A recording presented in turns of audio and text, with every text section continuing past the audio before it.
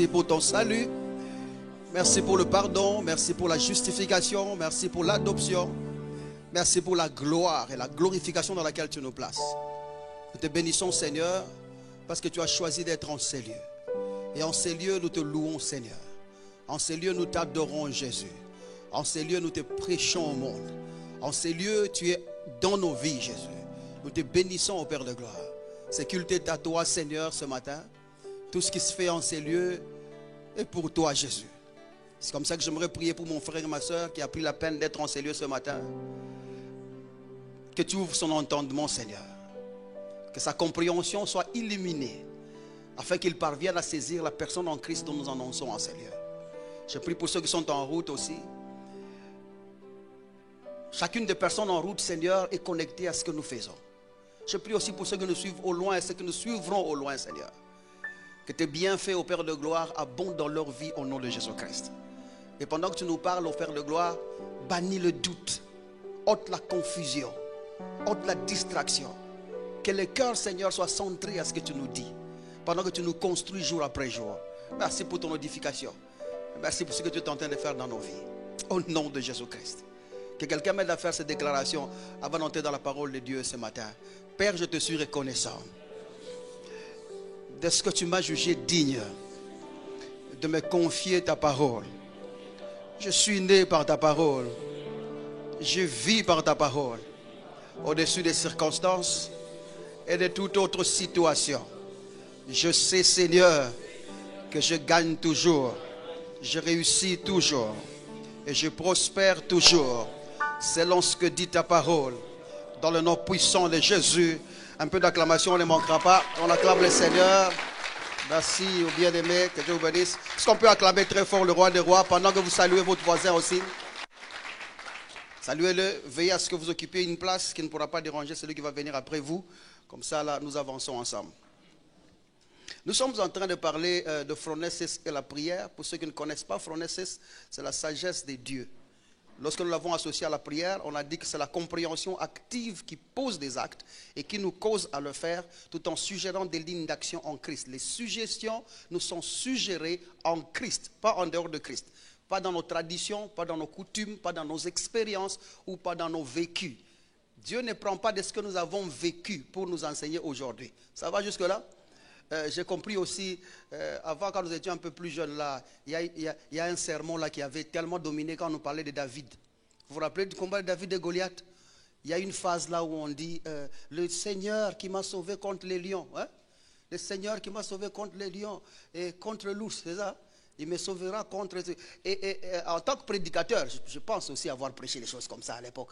En tant que prédicateur, nous avons l'intention d'essayer de remémorer le Seigneur et de nous remémorer en fondant des faux espoirs sur les expériences passées. Dieu n'est pas un Dieu de souvenirs parce qu'il ne se rappelle pas. Quelqu'un est avec moi jusque-là? J'ai dit, il n'est pas un Dieu de souvenirs parce qu'il ne se rappelle pas. Ah, Dieu ne se rappelle pas, oui, parce qu'il n'a pas la faculté d'oubli. Il ne peut se rappeler que c'est lui qui peut oublier. Il ne peut pas te ramener, il ne peut pas vouloir que tu construises ta vie sur des souvenirs. Nos vies sont construites non sur nos expériences passées, mais en Christ. C'est ce que Dieu a fait pour nous, qui est le socle de la vie que nous vivons. C'est clair jusque-là?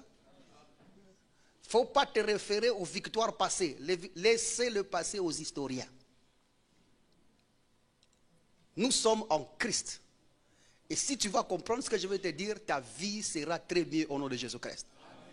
Et c'est ce qui a motivé même nos sujets dans nos cultes de prière. Nous parlons de prière, non?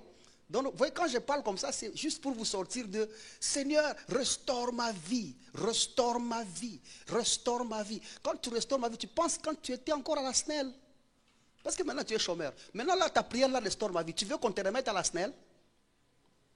C'est quoi la prière que tu es en train de vouloir faire? Quand tu dis restaure ma vie, tu veux dire quoi?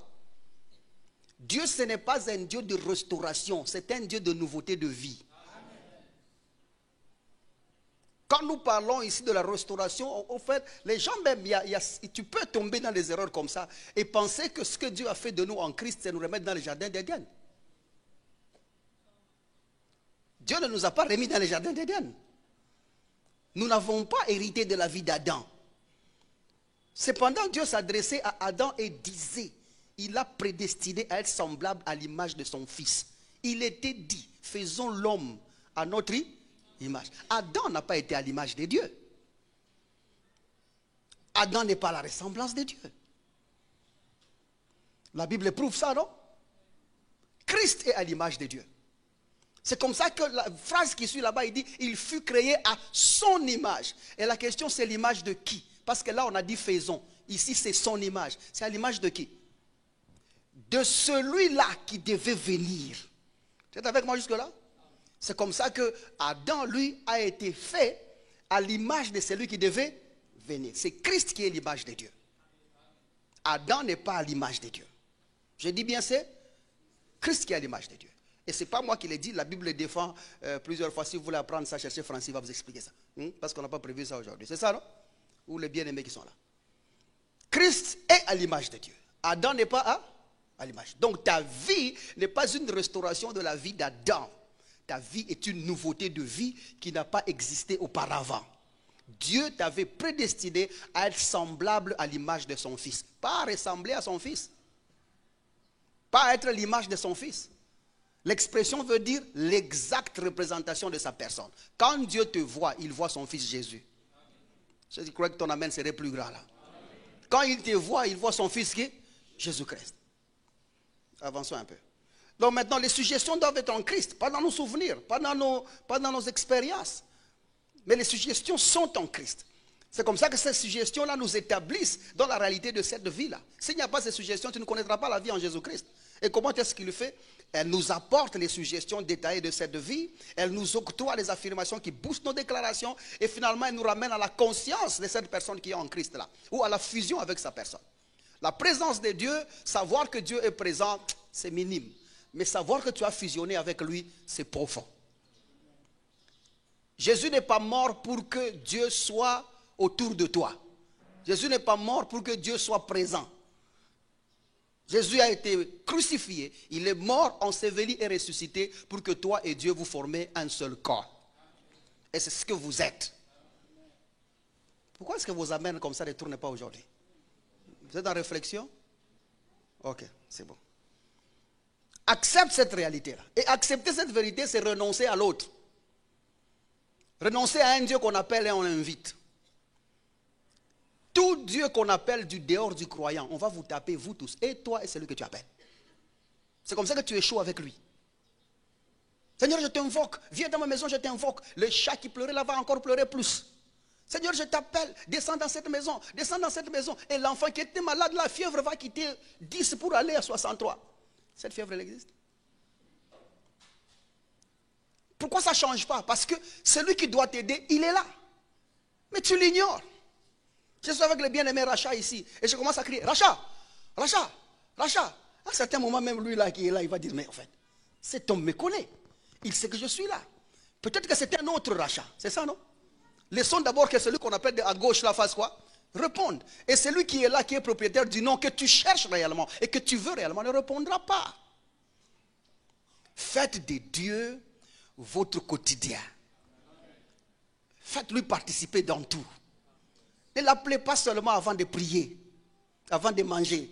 C'est l'unique moment où vous hein? Et d'ailleurs, si tu es encore au niveau où tu pries pour la nourriture, tu es encore un enfant. C'est ça, non?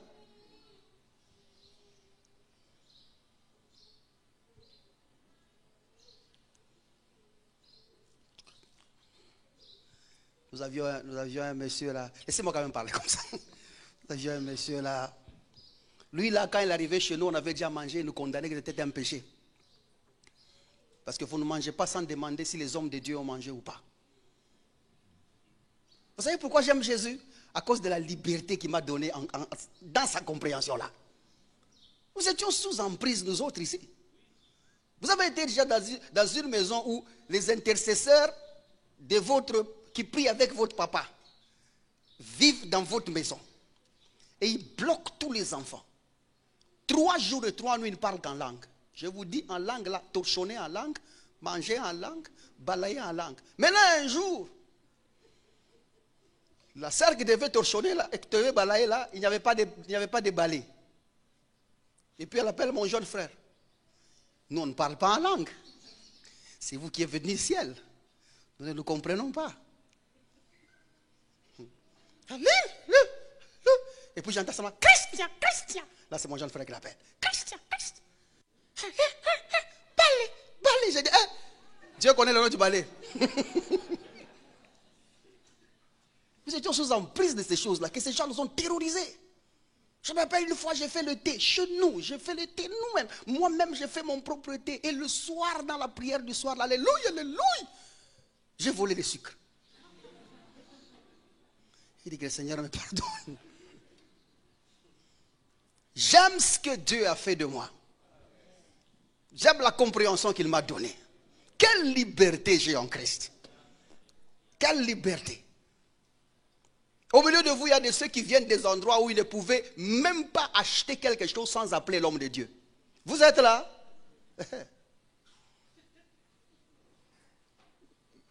Certaines personnes ici, vous êtes mariés, mais vous êtes le choix de l'homme de Dieu. C'est comme ça qu'il faut compliquer, mon frère. Parce que c'était l'homme de Dieu qui avait dit que c'est Dieu qui vous a unis. Et vous avez cru dans cette parole-là. Les suggestions doivent être en Christ. Ça va jusque-là? Ils doivent être où? En Christ. Et bien évidemment, tout ce que nous sommes en train de dire ici, ça pointe à l'homme en Christ. Quand tu comprends que tu as fusionné avec Dieu, quand tu comprends que toi et Dieu vous faites un seul corps, ça pointe à cet homme en Christ là. Et nous avons dit cet homme en Christ, il est saint. Il n'a pas de problème ni de sainteté, ni de sanctification. L'homme en Christ a résolu, en fait, l'homme en Christ c'est la résolution du problème de la sainteté. L'homme en Christ c'est la résolution du problème de la sanctification. Il était dit, vous serez saints, car moi votre Dieu je suis saint. Ce n'est pas une exigence mais une promesse. Comment sommes-nous devenus saints? Il nous a sanctifiés une fois pour toutes par l'offrande de son corps.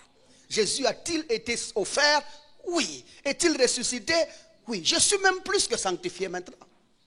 L'homme en Christ, c'est embodiment. C'est l'encapsulation de la sainteté de Dieu. Quand vous le voyez passer, c'est la sainteté de Dieu qui passe. C'est comme ça qu'on ne peut pas porter des jugements sur l'homme de Dieu. Parce que même Dieu lui-même, au fait, dire à un homme, à un croyant, né de nouveau, marchant dans la sanctification, c'est insulter celui qui l'habite. C'est ça, non? Celui qui est en moi, il est. Maintenant, vous dites que je me sanctifie. Vous voulez me dire quoi? Que je marche dans la sanctification. Vous voulez me dire quoi? Être né de nouveau, c'est parvenir à la résolution du problème de la sainteté. C'est parvenir à la résolution du problème de pureté. Tu es pur devant Dieu, tu es saint devant Dieu, tu es pardonné devant Dieu. L'homme en Christ ne se présente pas chez Dieu pour demander pardon pour quoi que ce soit. Je dis bien pour quoi que ce soit. L'homme en Christ se tient debout, il dit je vaux mieux que ce que je viens de faire. Est-ce que nous comprenons? Je ne reviens pas. Lui-même, pas parce qu'il s'efforce à ne pas le faire, parce qu'en lui sont les capacités de renoncement. Je parle à quelqu'un jusque-là? Aide-moi à dire à ton voisin, va doucement, va doucement. Va doucement. Il ne faut pas être hypocrite, va doucement. Laisse-nous te voir que tu fumes. Laisse-nous te voir que tu prends la bière. C'est ce que la grâce de Dieu fait. La grâce de Dieu expose nos défauts et nous amène à la maturation. Quelqu'un nous comprend? Nous nous comprenons jusque-là? Si tu commences à cacher, tu n'es pas né de nouveau. Si tu es né de nouveau, tu m'appellerais même. Bonjour papa. Vous êtes venu me dire. Et moi je viendrai sans pointer à votre cigarette. Louer le Seigneur de ce que tu es en vie. Tu es enfant de Dieu et tu grandis tous les jours. Quelqu'un me comprend jusque-là? Les gens fument déjà sans moi. Les gens prennent déjà la bière sans moi. Et Jésus n'est pas mort pour que tu arrêtes la bière. Jésus n'est pas mort pour que tu arrêtes la cigarette. Les gens arrêtent déjà ces choses sans Jésus. Alors si Jésus doit mourir pour ça, c'est un gaspillage de son offrande. Tout comme Jésus n'est pas mort pour que tu achètes des voitures. S'il est juste mort pour ça, c'est un gaspillage. Parce que le jour qu'il était à la croix, c'était presque un week-end, non? Les gens s'est mariés, tu t'imagines. Maintenant, toi, tu es ici au nom de Jésus, crucifié le jour où quelqu'un s'est marié, sans le connaître. Tu demandes un mariage. Hein? Ça va ici? Tension, ça va? J'aime ces trucs-là. Les suggestions doivent être en Christ. L'homme en Christ, il est juste. Tu ne seras pas plus juste là où nous serons là que tu l'es maintenant. Parce que ta justice n'est pas fondée sur tes actes ou l'habilité de ne pas faire ou de faire. Ta justice est un don de Dieu. Enfin, la personne de celle qui est en toi là, c'est celle qui scelle la justice que tu es. Quelqu'un me comprend jusque-là? Aide-moi à dire je suis juste et je le sais. Pas parce que tu aurais fait quelque chose de bien, mais parce que Jésus a fait du bien. Pas parce que tu aurais fait quoi que ce soit, mais parce que Jésus a fait ce qui devait être fait. Et il a bien fait. Il a bien fait. Et l'homme en Christ, il est glorieux. Nous ne parlons pas de la gloire de triomphe. Nous ne parlons pas de la gloire d'un résultat d'un match. Nous parlons ici de la gloire de Dieu dans l'originalité de sa personne. Aussi longtemps que Dieu habite en toi, tu partages avec lui la même gloire. Et quand tu dis tu es glorieux, tu es en train de réclamer toute la divinité et son activité. C'est comme ça que la nouveauté de vie, ce n'est pas un changement de comportement, mais la divinité active dans l'humanité. C'est Dieu qui porte un corps qui se décide de vivre avec les hommes. En fait, toi au milieu des hommes, c'est Emmanuel. Ça va jusque là? Tu peux même arriver dans une maison, tu ouvres la porte, tu dis Emmanuel. Il dit, ça veut dire quoi? Je suis parmi vous.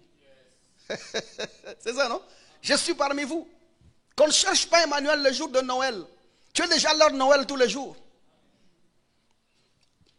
Je parle bien jusque là? C'est comme ça que la compréhension de l'homme en Christ maintenant devient importante. Parce que tu vas parvenir à un niveau où tu comprends que l'homme en Christ ne peut pas être possédé. L'homme en Christ ne peut pas être maudit. Je dis bien ne peut pas être maudit même par son pasteur. Quelqu'un me comprend jusque là? L'homme en Christ ne peut pas être maudit ni par son oncle, ni par sa tante, ni par sa grand-mère, ni par son père, ni par sa mère, même pas son pasteur. Qui qu'il soit père spirituel, mère spirituelle, père de la foi, mère de la foi, mère d'en haut, mère d'en bas, père d'en haut, prophète de la nation, prophète du monde, pasteur, apôtre, envoyé de Dieu, élu de l'Éternel, choisi seul parmi les gens, l'homme en Christ, même lui là, il ne peut pas maudire cet homme-là. Ne te sens pas menacé. Tu es avec moi jusque-là? Ne te sens pas menacé. Ne te sens pas perturbé. Aucune personne en Christ ou faisant ministère en Christ ne peut justifier une parole de malédiction de sa bouche en utilisant n'importe quel verset dans la Bible. Il n'y a aucun verset dans la Bible qui soutient qu'un homme de Dieu peut maudire un peuple. Ce n'est pas possible. Et nous devons, nous, les hommes de Dieu, respecter qui vous êtes. Vous n'êtes pas nos propriétés. Vous n'êtes pas nos colis. Vous n'êtes pas nos sujets. Vous êtes nos boss. Vous êtes les élus de Dieu. Vous n'êtes pas de ramasser du Seigneur. La Bible dit, il s'est acquis qui vous êtes par son sang. Quelqu'un est mort pour ce que vous êtes là. Quelqu'un a versé son sang pour ce que vous êtes là. Alors ne laisse personne marcher sur toi, ne laisse personne te maudire, ne laisse personne dire de mauvaises choses sur toi. Rattrape-le là. Quel que soit ce qu'il a dit, tu dis je suis ce que Dieu est. Tu ne terrorises pas ton Créateur. Quelqu'un me comprend jusque là? Qui qu'il soit, je dis bien, qui qu'il soit. Homme de Dieu, homme dans quoi? Qui qu'il soit. J'espère que le message est clair. Alors la compréhension de l'homme en Christ apporte l'assurance qui soutient nos convictions. Dans cette foi-là, tu sais en quoi j'ai cru. Moi, si vous me voyez parler comme ça, c'est parce que je connais qui est l'homme en Christ. Je parle avec conviction parce que j'ai l'assurance que ce que je sais, c'est ce qui devait être su. Je sais ce que je sais, que ce que je sais, c'est ce qu'il y avait à savoir. Et je tiens sur ça. J'ai l'assurance de celui qui habite en moi. Le Seigneur m'a dit déjà à ma naissance en Christ. L'Esprit a dit à mon esprit, tu es son fils. Tu es son enfant. Et puis le Saint-Esprit m'a conduit. Je suis là vous disant les choses qui viennent de la certitude de l'homme en Christ. Quelqu'un me comprend jusque-là? La deuxième des choses qu'elle fait, c'est que cette compréhension de l'homme en Christ bannit les craintes et les confusions primaires, tout en nous établissant dans l'amour de Dieu. Les sujets comme les péchés, là, c'est un problème résolu. Les ténèbres, les démons, même la mort, les critiques. Tu as déjà dépassé ça au nom de Jésus-Christ. Je vais un peu dire un truc sur les péchés. Je vais vous montrer un verset que nous ne lisons pas très bien. 2 Timothée.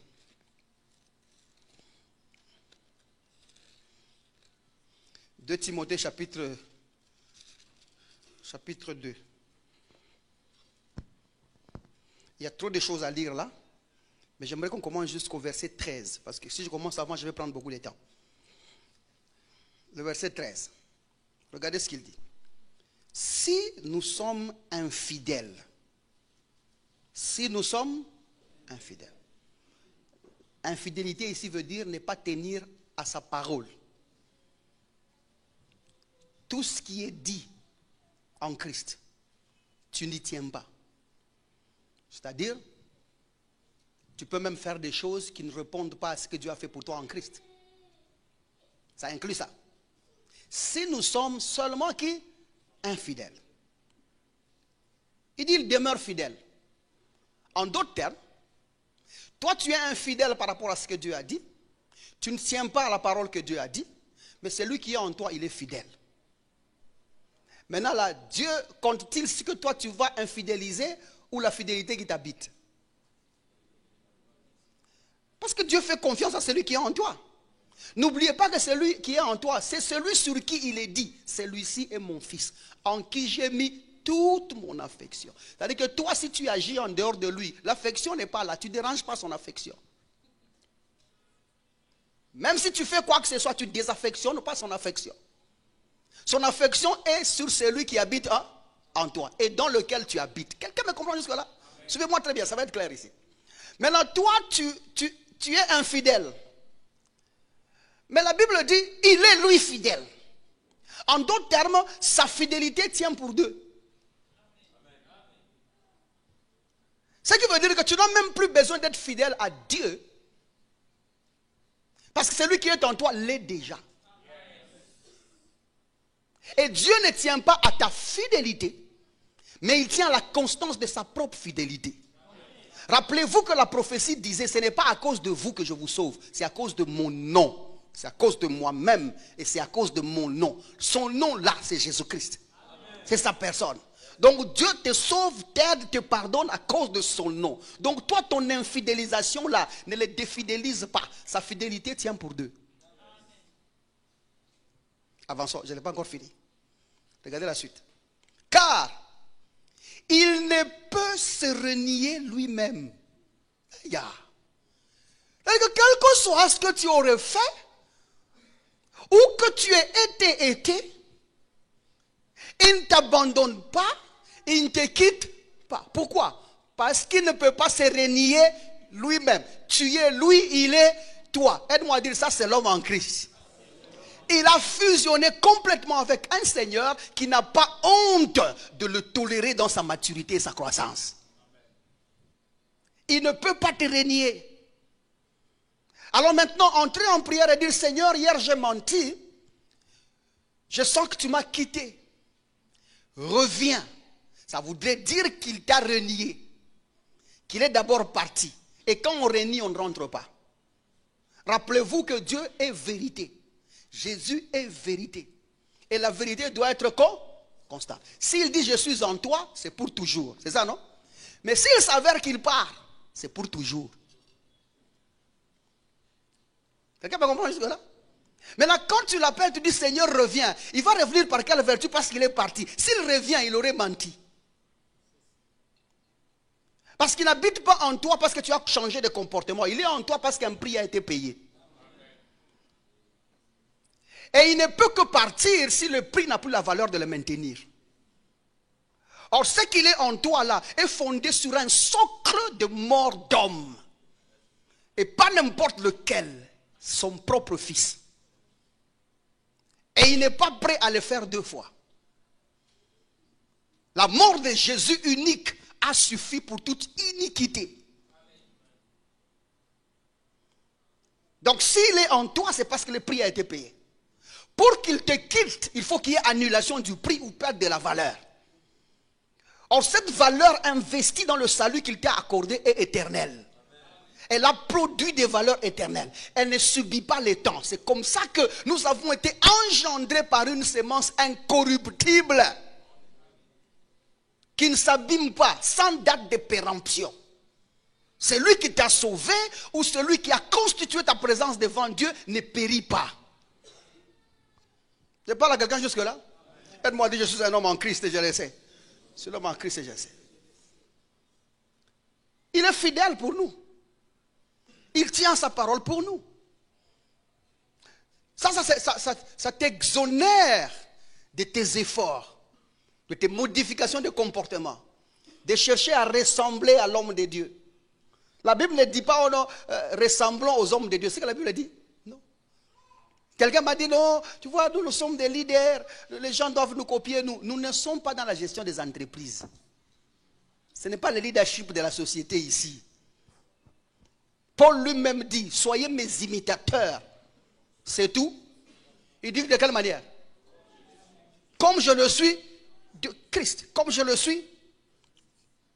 Alors qu'est-ce que Paul imitait en Christ? Sa démarche, sa façon d'être. Non, son compagnon qu'il était avec lui. Il nous a écrit en hébreu. Il dit, alors là-bas, Hébreux chapitre 13. Où est-ce que l'imitation se trouve? Hébreux chapitre 13. Regardez le verset 7. Souvenez-vous de vos conducteurs qui vous ont annoncé la parole de Dieu. Considérez quelle a été la fin de leur vie et imitez leur foi. Nous n'imitons pas le conducteur, nous imitons sa doctrine. Pas la manière de s'habiller de l'homme de Dieu, pas la manière de parler de l'homme de Dieu, pas la manière de vivre de l'homme de Dieu. Nous imitons sa foi. C'est à ça que nous adhérons. Quelqu'un me comprend jusque-là? Pourquoi? Parce que l'évangile qui est prêché, Jésus-Christ, est le même hier, aujourd'hui et éternellement. Ce n'est pas une quête de comportement. C'est une nouveauté de vie.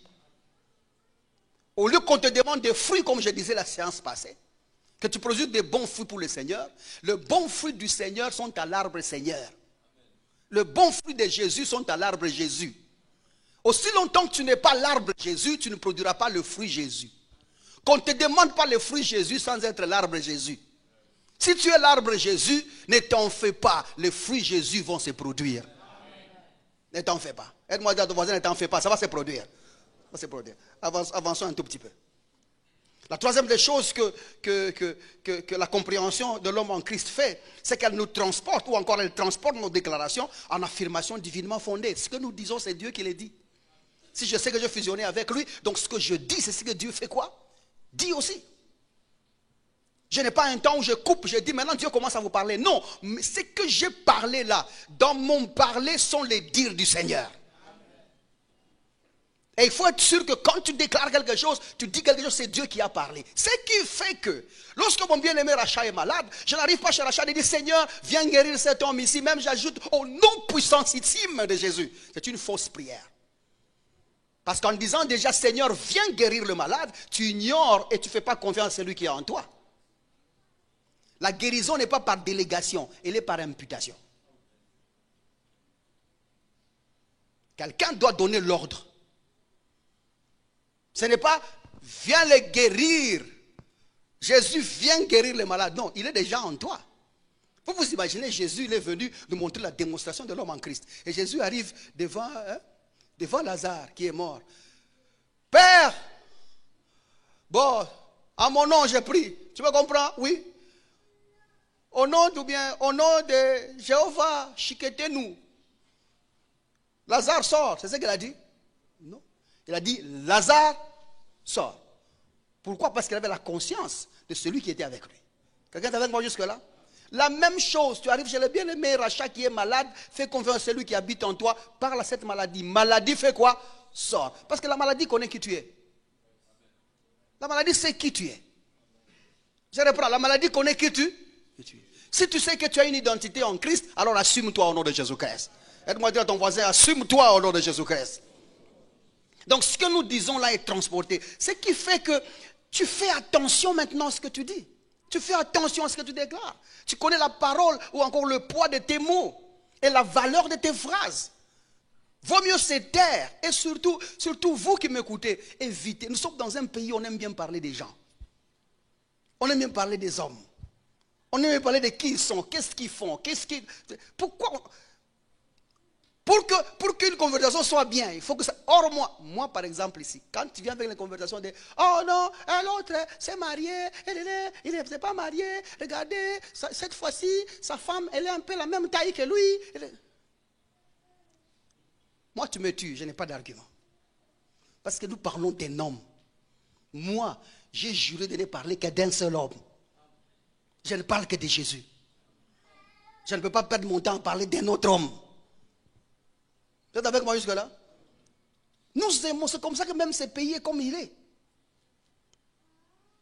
Vous tous là, en dehors de... Vous avez un temps où vous êtes en Christ et un temps où vous êtes dans un parti politique. Et puis on vous demande de donner les idées de votre parti politique, vous parlez de l'homme. Pourquoi vous parlez des hommes? Parlons idées, parlons progrès, parlons avancement, partageons des choses qui avancent. Évitons de parler des gens. C'est très petit ça, aide-moi à dire à ton frère, c'est très petit. Si vous n'avez pas de choses à parler, de toute façon, vous êtes affectionné aux choses d'en haut. Pourquoi vous discutez des choses de la terre? Discutez parole de Dieu. Moi, je suis bavard dans la Bible. Je dis bien, je suis. Vous commencez un sujet de la Bible, je ne me fatigue même pas, quelle que soit l'heure. Tu me poses une question, je ne me gêne pas. Je vais commencer avec toi. Alléluia. Regarde maintenant, quand tu vois les versets tels, il faut que toi-même tu me dises que tu es fatigué. Si tu ne te fatigues pas, on veille. Hein? Parce qu'au moins quelqu'un m'a fait parler. C'est ça, non? Au moins quelqu'un m'a fait parler. Quand on parle parole de Dieu, je suis un poisson dans l'eau. Mais des hommes, je n'ai pas d'argument. Moi, dans ton français, lève-toi mon frère un peu. Lève-toi, grandis un peu, grandis encore. Et c'est là que nous nous sommes dit, quand tu connais l'homme en Christ, tu ne fais pas de telles déclarations comme nous prions, mais n'oublions pas que nous sommes quand même des Africains. N'oublie pas tes origines. N'oublions pas tes origines. Attendez un peu. C'est quelle origine que tu as? C'est celui des chimpanzés? Tu étais d'abord un singe, hein? Tu es devenu un homme, ou c'est celui des Anthropithèques, hein? C'est quoi? Hein? Australopithèque, Stropitothèque. Hein? C'est quelle origine? Ton origine d'abord c'est quoi? Même quand toi tu dis que tu pointes là chez vous que j'ai des origines dans ma famille là, en fait c'est la honte que tu n'as pas. Qu'on vienne seulement regarder, est-ce que quelque chose de bon peut sortir de chez vous? Soyons sincères. Qu'on aille seulement voir chez vous. Montre-nous le visage de ton grand-père. Et le grand-père de ton grand-père. Tu n'as même pas honte de déclarer que c'est ça ton origine. L'homme en Christ n'a pas ses origines dans un homme. L'homme en Christ a ses origines en Dieu. Il était dit, faisons l'homme. En fait, nous sommes le produit d'une intention sacrée. Je dis bien, nous sommes de l'origine d'une intention sacrée. Dieu a voulu être un père. Et il a posé la sémence de ta personne en lui-même. Afin que le sol soit garanti pour une poussée correcte de sa progéniture. Et il n'a pas honte que nous l'appelons papa. L'homme en Christ a ses origines en Dieu. Nous sommes son ouvrage, créé en Christ, pour les bonnes œuvres qu'il a préparées d'avance. Ce que nous sommes a été déjà fait. Dieu ne nous a pas prédestinés à acheter des voitures, à acheter des maisons, non, ce sont des choses du monde. Dieu nous a prédestinés à être son fils. En fait, tous les logos de Dieu, tout le processus de raisonnement du Seigneur, toute la pensée, la sagesse de Dieu a été tournée, préparée, fixée, maniée, calculée, fondée. Et bien, je ne sais même pas dire autre mot là, juste pour que toi tu sois là où tu es. Tout est calculé pour t'avoir en lui. Et tu dois avoir honte de dire que mes origines sont de Benampanda. Quelque chose ne va pas bien avec toi. Quelque chose ne va pas bien avec toi. C'est comme ça que nous avons dit que de telles phrases, quand tu les déclares, ça exprime une affirmation identitaire, en fait. Tu parles de tes origines, c'est ton identité où tu pointes. Mais en même temps, cette déclaration-là ou cette phrase-là s'oppose complètement et vivement à l'homme en Christ et à l'essence même du pourquoi Jésus est mort pour toi. Ça ne te fait pas intelligent, ça ne te fait pas souple, ça ne te fait pas sage. Ça te fait seulement une personne perdue. Elle m'a dit à ton voisin, tu es perdu. Reviens.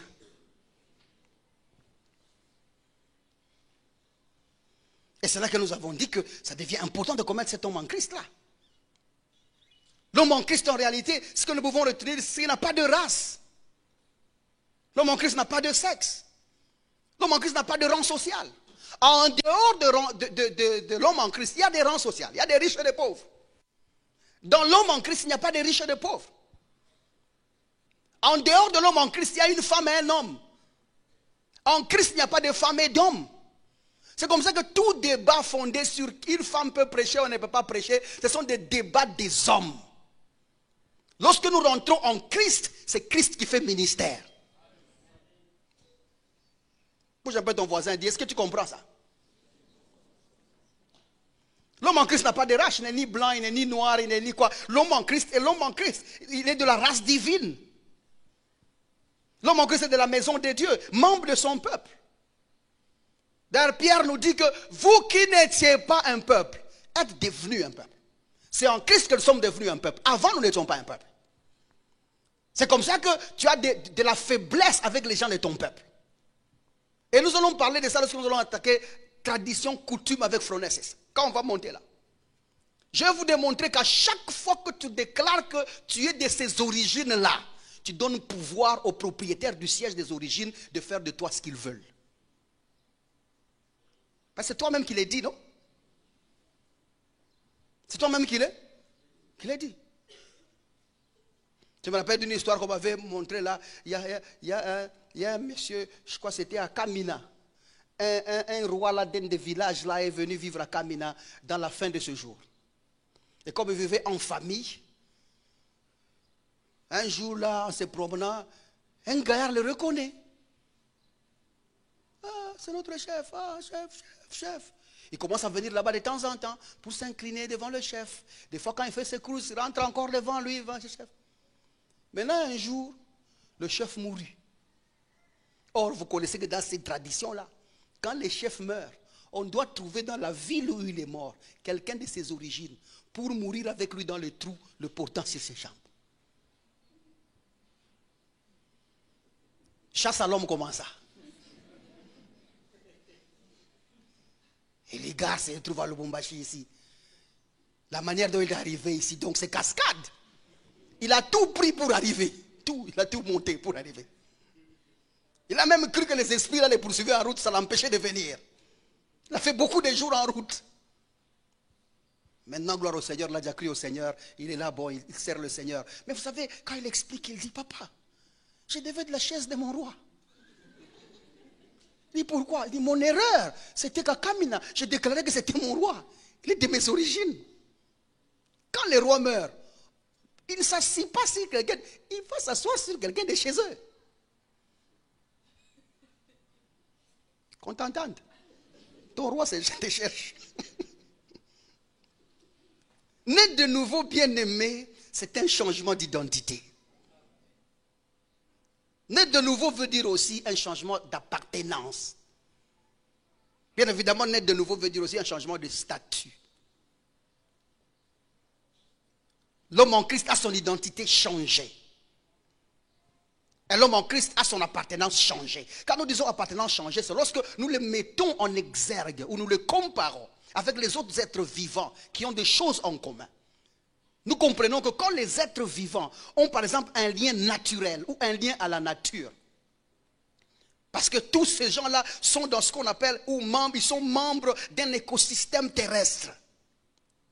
Ils vivent tous du même air, ils respirent du même oxygène. Mais l'homme en Christ n'est pas de là. La Bible dit nous étions aussi avec eux. Mais nous ne sommes plus sous le pouvoir du prince de l'air. Quelqu'un me comprend jusque là? Notre écosystème a changé. Quand vous prenez le pigeon, vous prenez un animal du Congo, certains animaux du Congo ne peuvent même pas vivre aux États-Unis. Maintenant, si vous changez de planète, c'est la mort complète. De la même manière, l'homme en Christ n'est pas de ce monde, n'est pas de cet écosystème. L'homme en Christ est en Christ. Quelqu'un est avec moi jusque-là? Tu es en Christ. Ce qui veut dire que les souffrances du monde ne sont pas tes souffrances. Les problèmes du monde ne sont pas tes problèmes. Tu les rencontres, mais ils ne sont pas tes problèmes. Vous avez compris mon vocabulaire jusque-là? Ne fais pas des problèmes du monde tes problèmes. Ne t'attribue pas ou ne t'associe pas à une identité mondaine. Tu n'es pas d'ici. Nous sommes ici, mais nous sommes d'en haut. Nous sommes ici, mais nous sommes d'en haut. Quand vous imaginez les êtres vivants de cette terre ici ont ce qu'on appelle l'appartenance biologique. Ils ont un même cycle de vie. Ils naissent, ils croissent, ils se reproduisent et ils meurent. C'est tout. Mais nous avons dit que l'homme en Christ, sa naissance, ou parlant de sa naissance, cet homme en Christ, lui là, il est né de Dieu. L'homme en Christ est né de la parole, il est né de Dieu. Et sa croissance est par la parole. L'homme en Christ ne grandit pas autrement qu'avec la parole de Dieu.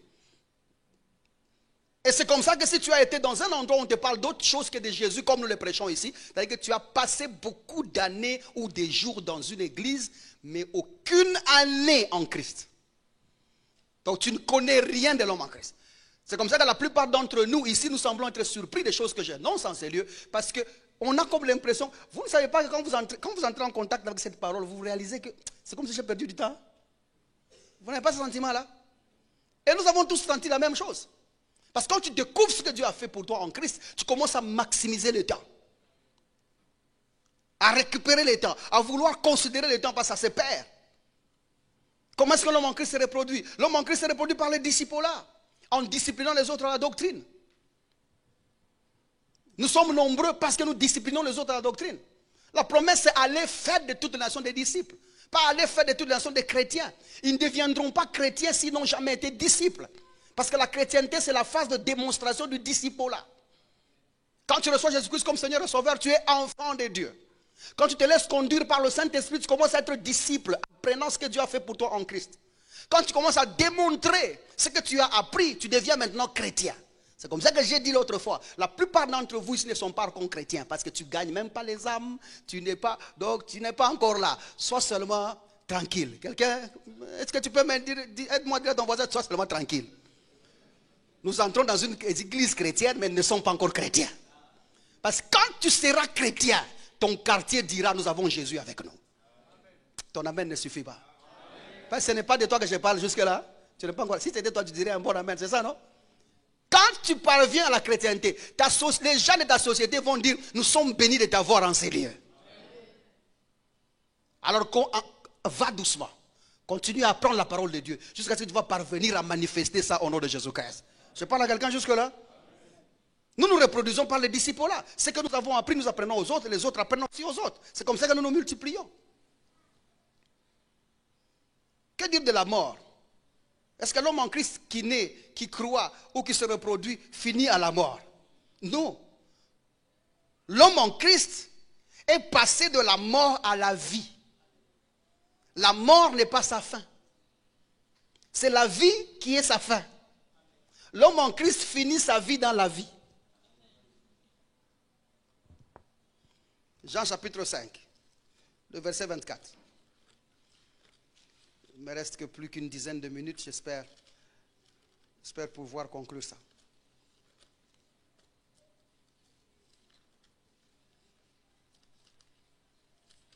Jean chapitre 5, vous y êtes?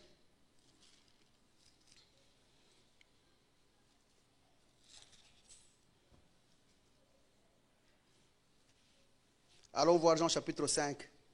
On peut commencer à partir du verset 24.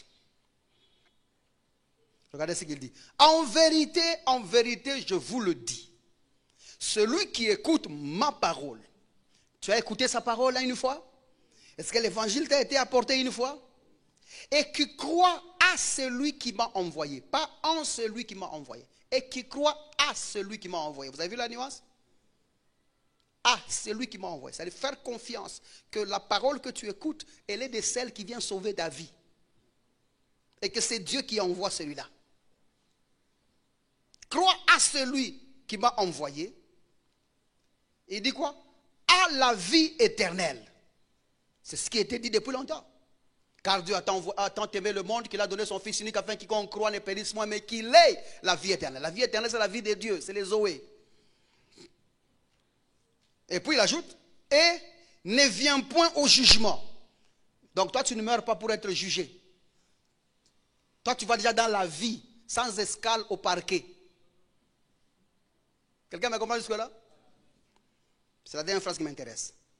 Mais il est passé de la mort à la vie.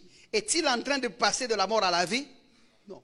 La foi en Jésus-Christ est un transport de la mort à la vie. C'est comme ça qu'on appelle ça délivrance. C'est être sorti des liens de la mort vers la liberté de la vie. Et ça, un homme ne peut pas faire ça. Il n'y a que la foi en Jésus-Christ qui peut faire ça. Seul Jésus délivre.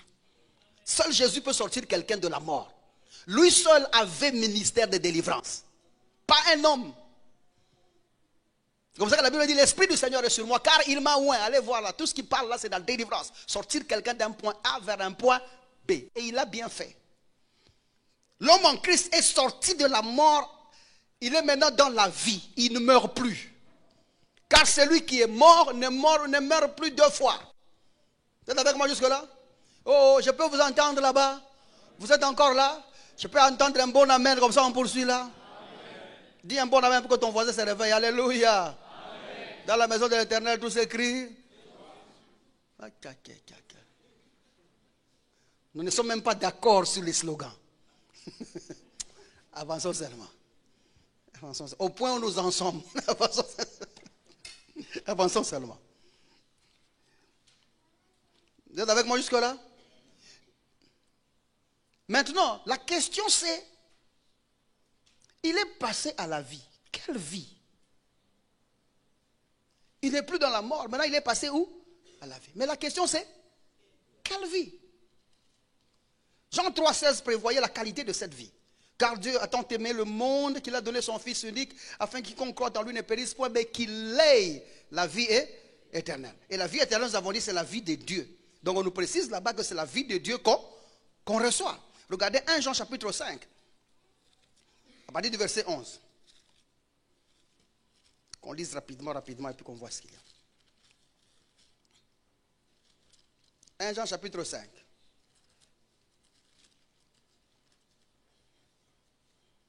Regardez le verset 11. Et voici ce témoignage, c'est que Dieu nous a donné la vie éternelle. Il nous a fait quoi? Donner. Sommes-nous allés acheter ça? Il nous l'a donné. Elle m'a dit à ton voisin, c'est un don. C'est un don. Et que cette vie est dans son Fils. Dieu nous a fait un don localisé. C'est notre vie. Mais Dieu l'a posé dans son Fils. Comme nous l'avons identifié qu'elle est dans son Fils, Jean nous dit, celui qui a le Fils a la vie. Celui qui a le Fils a donc cette vie-là. Et celui qui n'a pas le Fils de Dieu n'a pas cette vie. Clair. Comment sais-tu que tu as cette vie-là? Viens avec Jésus. Vous n'avez pas compris. Si nous te demandons pour savoir si tu as la vie de Dieu, tout ce que tu as à faire, ça veut dire quoi? Viens avec Jésus. Si nous te voyons avec Jésus, ça voudrait dire que tu as la vie de Dieu. Ou si nous te voyons en Jésus, c'est une preuve que tu as la vie de Dieu. Car si quelqu'un est en Christ, il est une personne différente de tous les hommes et les êtres vivants. Celui-là a une particularité d'avoir une vie qui vient de Dieu. C'est ce que le verset 18 de 2 Corinthiens chapitre 5 nous dit. Et tout cela vient de Dieu. L'homme en Christ est le produit de Dieu. Il a la vie de Dieu. Donc viens avec Jésus. Amène seulement Jésus. Ce sera une preuve que tu as reçu la vie de Dieu. Vous êtes avec moi jusque-là? Alors comment est-ce que nous sommes arrivés à ce processus-là? Cette foi-là signifie quoi? Qu'est-ce qui s'est réellement passé pour que je sois héritier de la vie de Dieu? Pour que je reçoive la vie de Dieu, que je sois dans la vie de Dieu. Regardez ce que Paul nous explique. Il nous donne presque la conception et la maturation de cette vie-là. Romains chapitre 6, à partir du verset 4. Il dit, nous avons donc été ensevelis. La quête, c'est avoir cette vie de Dieu. Mais il dit, nous avons donc été ensevelis avec lui. Pourquoi ne dit-il pas que nous sommes morts? Parce que déjà, il sait que tous les pécheurs sont morts. Quelqu'un est avec moi jusque-là? Nous sommes déjà morts. Maintenant, il explique que nous étions morts en Christ. Quand vous commencez un peu au début là. Il dit, nous avons donc été ensevelis avec lui par le baptême en sa mort. Afin que, comme Christ est ressuscité des morts par la gloire de Dieu, de même nous aussi, nous marchons en nouveauté de vie. Mort, enseveli, la résurrection nous a apporté une vie nouvelle. Et c'est dans ça que nous vivons. Le mot marcher là-bas, c'est vivre. En nouveauté de vie. C'est une vie que nous n'avions pas auparavant. Regardez le verset 5. En effet, je vais corriger un truc là-bas. En effet, si nous sommes devenus une même plante avec lui, c'est-à-dire que nous sommes une même plante, veut dire quoi? Nous ne sommes pas devenus une plante semblable. Nous sommes devenus une même plante. Il n'y a qu'un seul arbre dans le jardin et c'est moi qui est Christ. Nous sommes devenus une même plante avec lui. Sommes-nous devenus une même plante avec lui? Non, je vous pose la question. Sommes-nous devenus une même plante avec lui? Comment le sommes-nous devenus? Par la résurrection de Jésus-Christ ou par la foi en sa résurrection. Maintenant, il dit, avec lui, par la conformité à sa mort, il dit, nous le serons ainsi par la conformité de sa résurrection. Nous le sommes ou nous le serons? Nous le sommes ou nous le serons? Très bien. Donc quand vous lisez là-bas, il faut dire, parce que je suis la même plante avec lui, nécessairement, je suis. C'est ça, non? Par la conformité de la résurrection. Parce qu'il n'est pas ressuscité sans moi. Sa résurrection, c'est ma résurrection. Notez une chose. Le chrétien n'a pas été ressuscité par quelqu'un. Aucune personne n'a ressuscité le chrétien. En disant chrétien, je veux dire croyant, c'est ça, non? Donc personne n'est arrivé à la tombe du croyant et dire croyant sort. Même Jésus n'a pas ressuscité le chrétien. Même Jésus n'a pas ressuscité le croyant. Le croyant n'est pas sorti de tombeau comme Lazare l'est sorti. Il y avait quelqu'un dehors qui a déclaré sa sortie. Et nous avons vu la sortie de Lazare. Enchaîné, ligoté, menotté, casqué, masqué. Avec besoin de liberté et de délivrance. J'aime bien un prédicateur qui nous prêchait quand nous étions les enfants. Il dit, ce jour-là, Lazare sort. Lazare est sorti. Mais il ne pouvait pas bien marcher. Il sortait en soutien. J'ai toujours imaginé, il était là. Mais ça sont des exagérations bibliques. Et quand il fait son geste là, et puis Jésus a dit, déliez-le, déliez-le. C'est comme ça que Jésus nous a dit, nous autres ici, qu'on te délie ma soeur. Croire ne suffit pas. Il doit y avoir un messager du Seigneur, rempli du Saint-Esprit, pour te délier. Mensonge. Mensonge.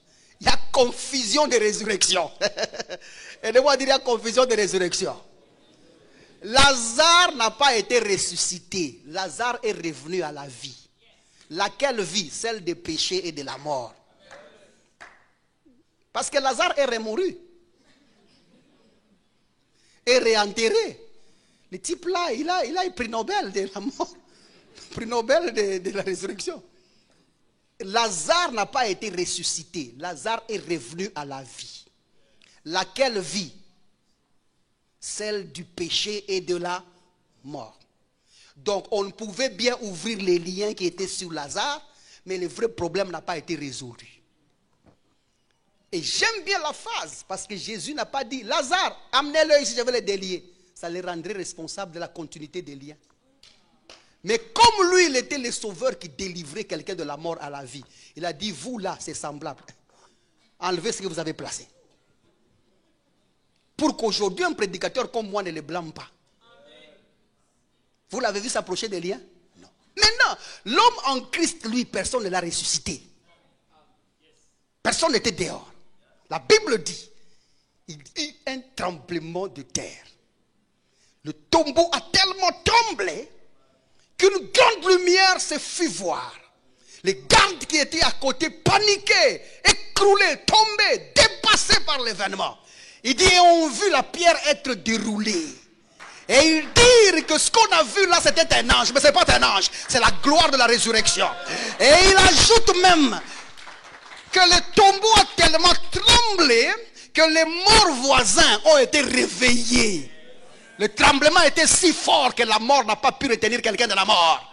Et celui qui est sorti dans son esprit pour aller dérouler la pierre a pris le soin de rentrer, regarder son corps qui était toi. Rentrer dans ce corps-là, avant de rentrer, il a délié des liens, il a enlevé les liens, il a enlevé et il a plié le lien là à côté. Il est rentré dans ce corps et il a présenté dehors. Et il a dit à ceux qui l'attendaient, il dit, je ne suis pas encore allé. Quelqu'un est avec moi jusque-là? La nouveauté de vie est sortie dans le tombeau avec Jésus-Christ. Elle a été ressuscitée par personne. N'oubliez pas, il était dit, Eloi, Eloi, lama sabachthani. Mon Dieu, pourquoi m'as-tu abandonné? Il est seulement venu là-bas. S'il est venu là-bas, donc il a aidé. S'il a aidé, Adam se lèvera les derniers jours, il a dit, tu m'as laissé manger ma pomme jusqu'à la fin. Mais les gars là, tu es allé les ressusciter. Il a été ressuscité par la parole. Jésus a dit les mêmes paroles là. Tu ne permettras pas que ton bien-aimé connaisse la honte. J'ai une place auprès de mon Seigneur. La vie est avec moi. Il a commencé à dire la même parole, la puissance de la parole, dans laquelle Dieu a enveloppé toute la puissance. Poum! Il est sorti de là. C'est comme ça que Paul dit, je ne peux honte de l'évangile, car c'est une puissance pour le salut de quiconque croit. Il peut te sortir de n'importe quoi. La nouveauté de vie n'a pas été ressuscitée par quelqu'un. Nous sommes en train de lire où? Nous sommes à Romains chapitre 6, le verset 5 maintenant. Il dit, avec lui, par la conformité à sa mort, nous le serons aussi, nous le sommes aussi à la conformité de la résurrection. Sa résurrection, c'est notre résurrection. Notez que Jésus n'est pas revenu à la vie, mais il est ressuscité. Sachant que notre vieil homme a été crucifié avec lui, afin que le corps du péché fût détruit. Le corps du péché, il est détruit. Ce que tu fais là, ce n'est pas le péché, ce sont les fautes. Le corps du péché a été détruit. Donc, tu vois, quand tu dis j'ai péché, Seigneur, tu mens même contre ton propre corps. Ton corps te dit non, nous n'avons pas péché, mon frère. Toi, tu dis j'ai péché. Le corps du péché là fut détruit. Il dit pour que nous ne soyons plus esclaves du péché. Car celui qui est mort est libre du péché. Celui qui est mort est libre du péché. Notre résurrection est une liberté au péché. Nous sommes libres du péché. Nous ne sommes plus sous l'emprise du péché. Nous sommes déliés complètement du péché. Le péché n'a plus de pouvoir sur nous. C'est comme ça que quand tu as envie de boire, tu dis je bois. C'est toi qui dis. Vous voulez ensorceler ma page? Sans effet. Je vais dire. C'est ça, non? Et si tu trouves que cette bière commence à t'amener là où il ne faut pas, tu commences à être quelqu'un de déraisonné, tu réfléchis plus bien, tu souffres les gens qui sont à côté de toi, reçois l'habileté du Seigneur pour dire bière, viens par toi-même. Si c'est moi qui t'achète, mon argent ira au pistolet. Mon argent ira dans les pains aujourd'hui. Parce que tu as le pouvoir de le faire. Quelqu'un me comprend jusque-là? Tu n'es plus esclave, tu fais le choix. Tu décides par toi-même. C'est comme ça que tu es responsable de ce que tu fais. Et comme maintenant ta responsabilité là est imbibée dans l'amour de Dieu, tu ne dois rien à personne si c'est l'amour du prochain. Nous arrêtons de boire parce que nous aimons notre frère. Parce que quand toi tu t'enivres, on connaît comment tu te comportes. Juste à cause de ceux qui sont autour de toi là, aime-le, arrête. Quelqu'un me comprend jusque là? On va avancer un tout petit peu. Vous êtes avec moi jusque là? Colossiens chapitre 2. Laissez-moi finir ça et puis on part. J'ai dépassé déjà de 2 minutes. Colossiens chapitre 2. Regardez le verset 12.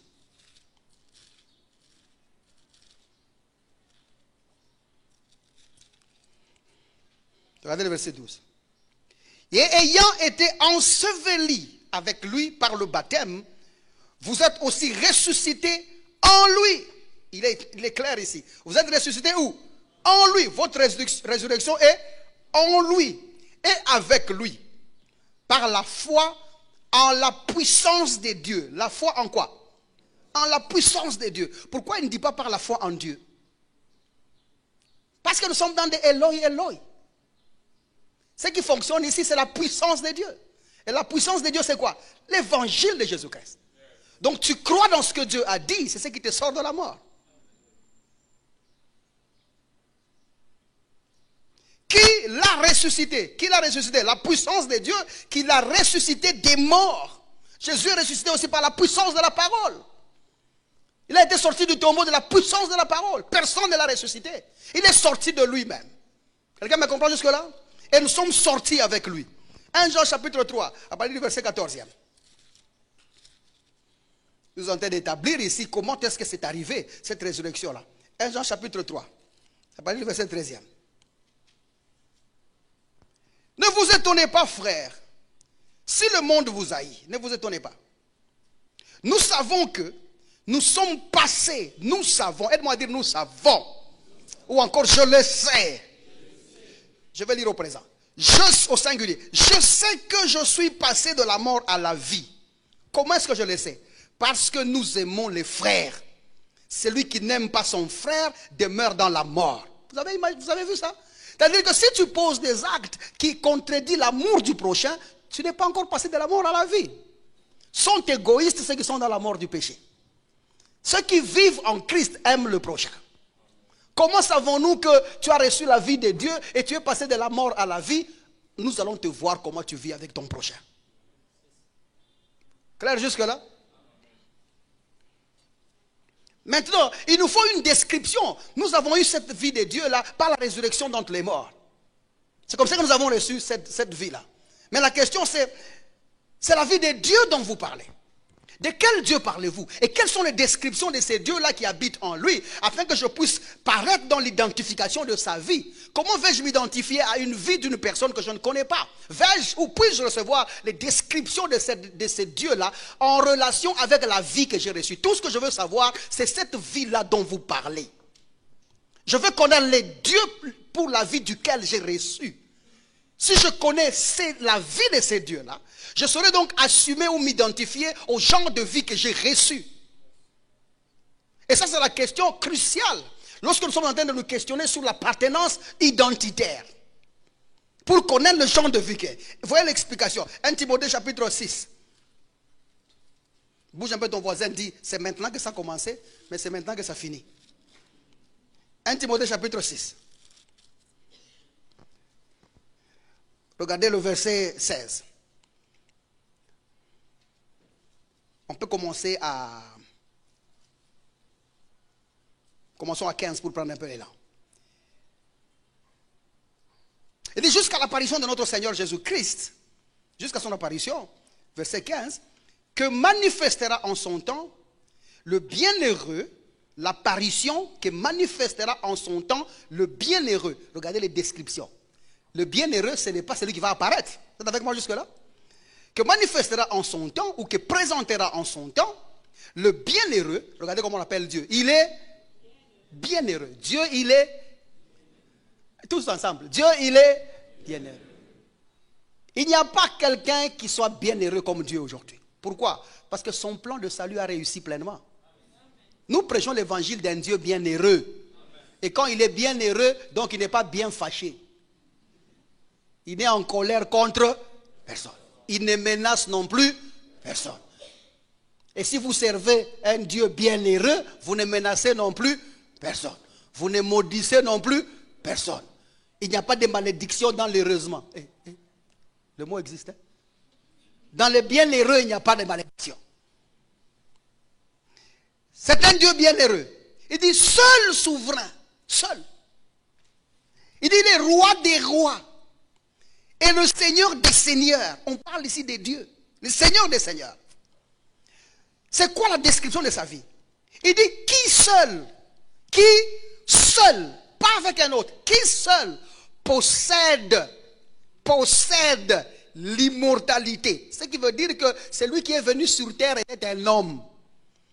Parce que si Jésus était Dieu sur terre, il ne mourrait pas. Parce que Dieu possède l'immortalité, l'absence de mort. Est-ce que nous comprenons? Jésus c'était un homme sur terre, 100% homme. Pas 100% Dieu, 100% homme. 100% homme seulement. Regarde ton voisin, dis 100% homme seulement. Pas 50% Dieu, 50% homme. Ça c'est la mythologie grecque. Jésus était 100% homme, privé d'immortalité. Mais on vous dit que celui-ci ici, seul possède l'immortalité. Et qui habite une lumière inaccessible que nul homme n'a vu ni ne peut voir. À qui appartient l'honneur, la puissance éternelle. Ce qui nous amène ici, c'est que Dieu seul possède l'immortalité. En ce qui concerne le genre de vie de Dieu, le caractère principal, c'est l'immortalité. Quand nous parlons avoir reçu la vie de Dieu, nous parlons d'avoir reçu l'immortalité d'abord. La nouveauté de vie est immortelle. L'homme en Christ est immortel. Bon, on s'arrête là pour l'instant. Parce que le truc est parti, le temps est parti. On va revenir sur ça pour essayer de dire 2-3 trucs. Vous êtes avec moi jusque-là? Si vous avez aimé ce que nous avons dit, bénissons le Seigneur. Que Dieu vous bénisse.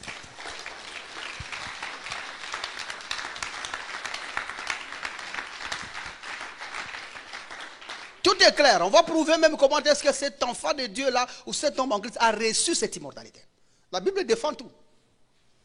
Et on va même vous dire pourquoi est-ce que tu ne vis pas l'immortalité. Je vais vous dire même pourquoi est-ce que les gens meurent. Et pourquoi est-ce qu'ils risquent aussi que tu meurs. Peut-être demain. Au moins, elle a l'amabilité de nous dire au revoir. C'est ça, non? J'ai aimé, Nani. Je suivais les infos dernièrement. Il y a un journaliste là, un Français qu'on regardait tous là. Thierry Addison, quelque chose comme ça. Harrison. Il est mort, le gars. Il avait son show sur Canal Plus là. Vous savez, ce monsieur, il a choisi. Il avait acheté son cercueil lui-même. La couleur de son cercueil, c'est lui qui a acheté. Les habits pour le faire porter quand il sera mort là, il avait essayé. Il a dit c'est ce que vous allez me mettre. Donc là il y avait des modifications, plier les pantalons, il a plié tout. Chaussures, il a acheté le chaussettes, slip, tout il avait acheté. Il a choisi l'église où on va faire sa messe. Il a fait une liste de qui va venir à la messe. Ça c'est la partie que j'aime. Ça c'est la partie que j'aime. Qui va venir? Il était connu par des présidents de la République, tout le monde le connaît. Tous les stars là de l'Europe, ils les connaissent. Les gens pouvaient venir même des États-Unis, mais seulement le gars avait déjà fait ça, sa liste. Qui va venir et qui ne va pas venir? Il avait déjà choisi le prêtre qui va faire le culte. Il a même parlé avec lui. Il lui a dit, moi c'est dans cette paroisse. S'il arrive que je mourrai, tu es déjà muté. Dès là, quitte, viens faire ma messe. Sinon ne m'enterre pas. Les prêtres étaient connus. Les chansons même qu'on va chanter. Non, on ne veut pas chanter n'importe quoi, non. Si vous êtes quoi, moi, vous allez chanter cette chanson et cette chanson, cette chanson. Ne venez pas chanter ici. L'autre chanson là, du frère là qu'on met toujours au deuil là, c'est quoi? Non, ne venez pas te poser des questions le jour de ma mort, non. Voilà les chansons que vous allez chanter. Pas Namituni Nzambe ici. Il avait déjà fait son petit programme. Les heures de son animation, arrangez-vous pour qu'à 7 heures précises que vous mettez dans le tombeau. Ça, c'est un païen. Non, ne cotisez pas. Là, on va l'enterrer. Il a construit lui-même. On a déjà construit le tombeau. Il avait acheté avant. Il payait le taxe du tombeau sans y être dedans. Vous voyez le loyer qu'on paye au cimetière. Il payait avant d'y être. Parce qu'en Europe, on paye le loyer du cimetière. Vous savez, ce n'est pas comme ici, vous jetez, vous laissez. En Europe, on paye. Donc lui, il était encore vivant, mais il devait au cimetière. Il payait. Il a rangé. Il allait là-bas pour nettoyer son endroit. Pierre Tombal, il avait déjà acheté. Ça, c'est un païen. Mais toi là, Quand tu es né, on a cotisé. Tu t'es marié, on a cotisé.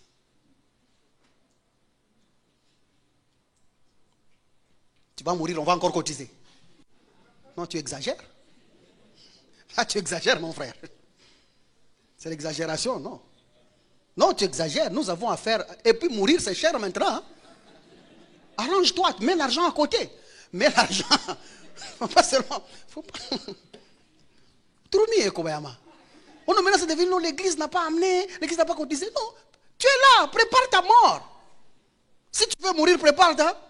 Nous autres ici, nous avons cru dans l'immortalité du Seigneur. Nous vivrons longtemps. Parce que moi, pour partir, vraiment, je dois avoir une révélation. Mon fils, c'est moi-même qui dis, est-ce que tu peux venir? Ah, c'est vrai. Puis je commence à vous appeler, venez, faisons ça. Je souhaite ça au nom de Jésus-Christ. Et je veux ça pour tout le monde au nom de Jésus. Que Dieu vous bénisse. Nous sommes arrivés complètement à la fin. Acclame le Seigneur, comme ça, tiens-toi debout, on prie un peu. Acclame le Seigneur, tiens-toi debout. Si tu sais que tu es cet homme en Christ, acclame pour la gloire de Dieu. Il a fait de toi ce que tu es. Cette diffusion a été sponsorisée par des frères et sœurs qui croient en l'avancée de l'évangile de Jésus-Christ et Jésus-Christ crucifié sans additif. Si vous désirez vous joindre à eux, veuillez nous contacter au +243 99 000 27 60 ou encore par email à l'adresse maîtrechurchrdc@gmail.com.